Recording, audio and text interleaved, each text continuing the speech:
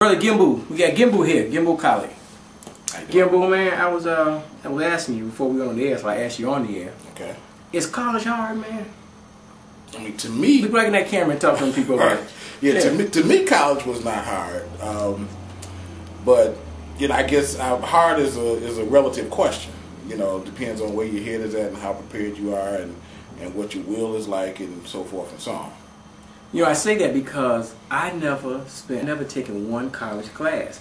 High school was, I mean, grammar school was impossible, and high school was like, forget about it. So I left school 27.5 years ago. Okay. I never wanted to go to college because I thought academically I could not do it. Plus, I didn't have the discipline or the academic skills or something to do it, man. A lot of brothers do. Man, we still have that to this very day. Right. Young black men do not go to college. I think the women is like 7-1. Sisters going to college versus the brothers is 7-1.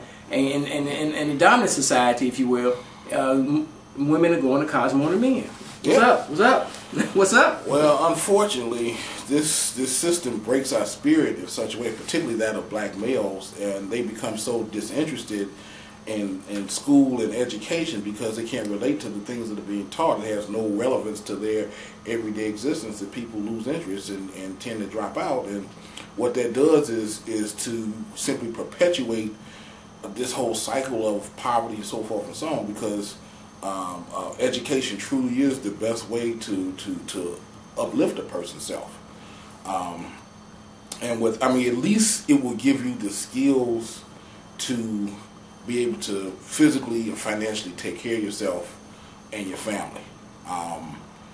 Whether it gives you what you really need is a whole other story as far as education is concerned, because what is referred to as education in this country for the most part is a bunch of white supremacist propaganda, but that's another story. At least if a person goes and gets themselves a degree in computer science or in sociology or in English or in film, they ought to be able to go out and find themselves a job and earn enough money to be able to take care of themselves. So to that extent, I think, you know, it's good and beneficial. I want last question of this short segment. You hit on the head. I always tell people say, Mark, you're full of excuses.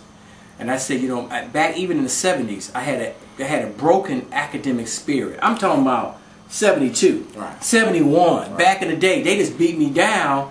And like in second grade, and I never ever recovered, man. Right. I mean, kindergarten was cool. First grade, Miss Brown was my first grade teacher at Ryder Elementary School on the South Side. She was nice, and I had Miss Fitzgerald in the second grade, and I never ever recovered.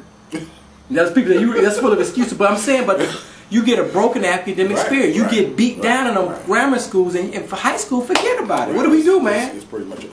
Well, what we have to do is to reverse this whole process and deal with some real education instead of this crap out here that we call an education. Right. Education is the process that teaches the young to replace the old but continue the existing social order. If you understand that in the existing social order, black people on the bottom, the education we receive is designed to keep us that way. And unfortunately, in too many cases, you now have this Europeanized, propagandized so-called education being passed on to black children by black teachers in many, many cases, who don't know the history and the truth of their own selves. Any black school you go to, come this October, you're going to see 9 out of 10, you're going to see displays about Columbus discovering America. You know, in November, you're going to see displays about Thanksgiving and all this kind of crap. And these are all black schools, black teachers, black principals.